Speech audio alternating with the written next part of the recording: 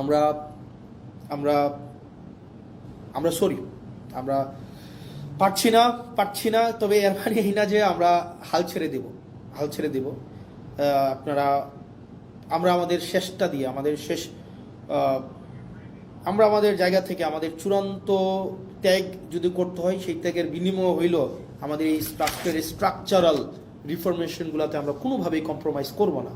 আপনারা একবার ভাবেন তো, আমি খুব দুঃখ পাই এই সংসদ, যে সংসদে ইলিয়াস আলীর ওয়াইফ বসে আছে, যে সংসদে হুম্মাম কাদের বসে আছে, যে সংসদে আরমান বসে আছে, সেই সংসদে আপনার গুম অধ্যাদেশ বাতিল করে দেয়, সেই সংসদে মানবাধিকার কমিশন বাতিল করে দেয়। আমরা কিচ্ছু করতে পারলাম না।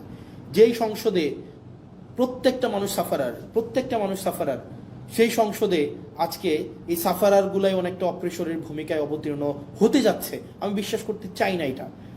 তো দিন শেষে আসলে জনগণ কিছুই পায় নাই। জনগণ সবসময় টুল হিসাবে ব্যবহার করা হয়।